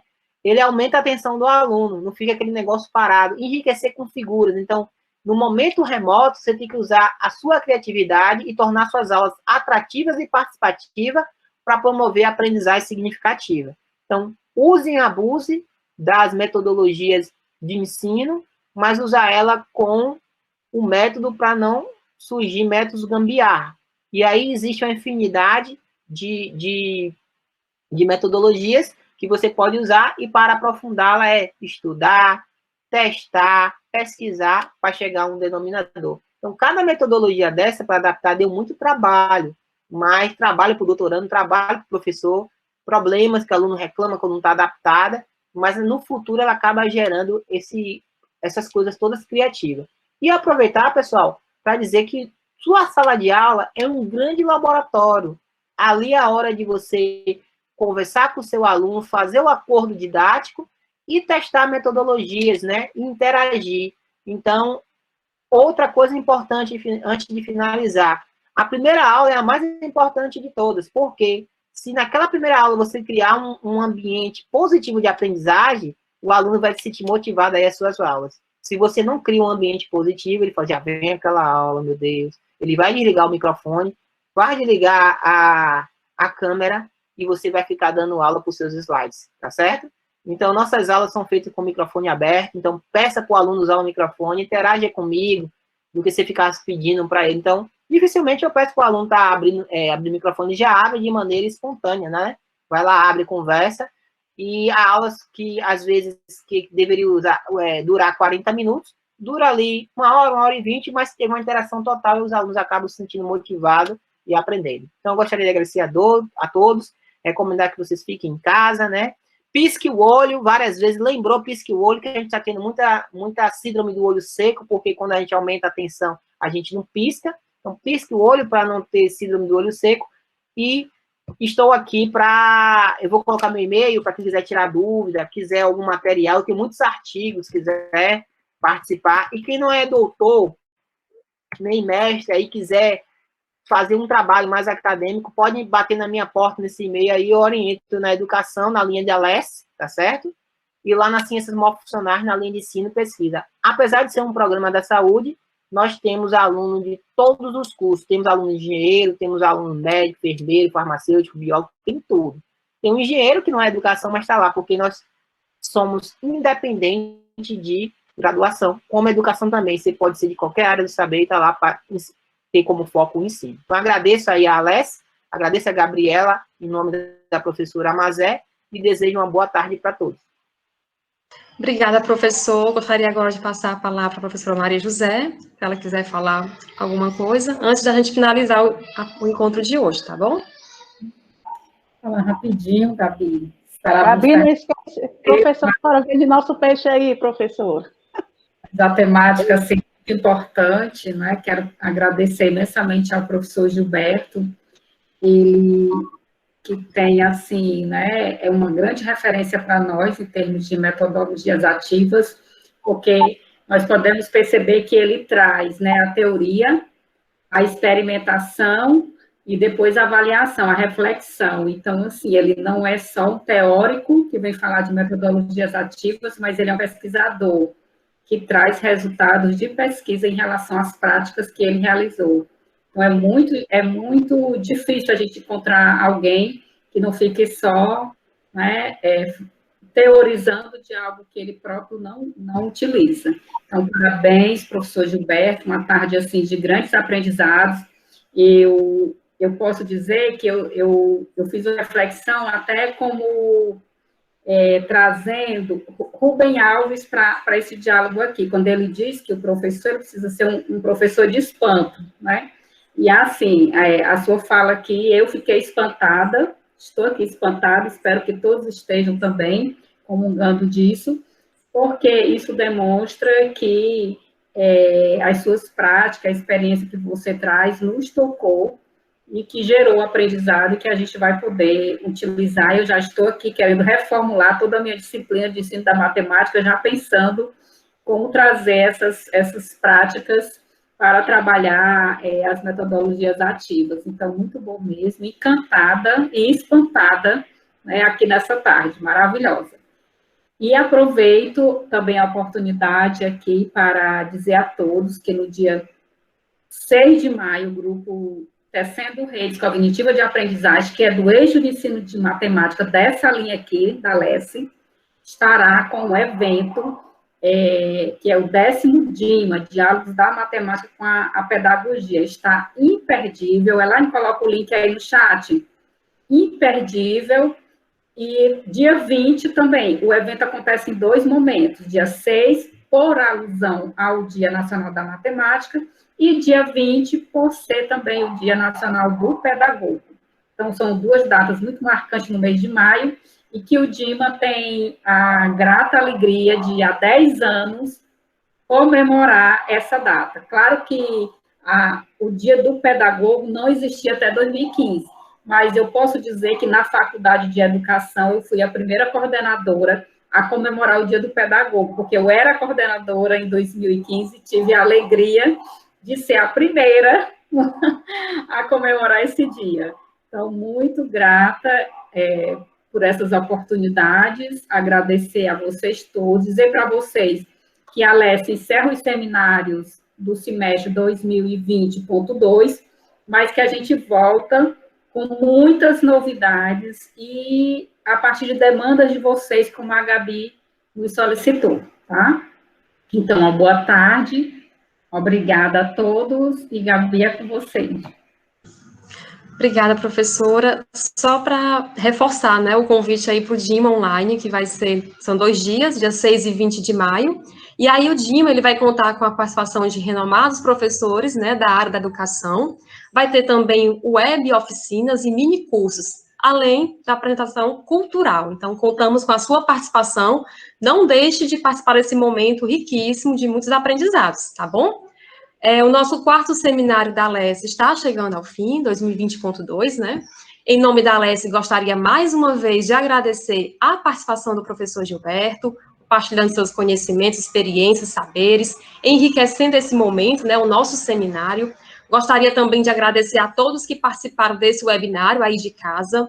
Gostaríamos de lembrá-los de curtir o canal da LES no YouTube, que é LES/PPGE/FACED-UFC. A palestra de hoje vai estar disponível no canal da LES até o final da semana, tá bom? Como a gente está finalizando, eu gostaria de agradecer à professora Mazé pela confiança aqui nos seminários, agradecer ao Carlos pela parceria aí no técnico, viu? Muito obrigada, Carlos, pela ajuda, por tudo mesmo. Muito obrigada. E aí a gente volta, provavelmente, no mês de maio. A foto, Gabi. A foto, Gabriela.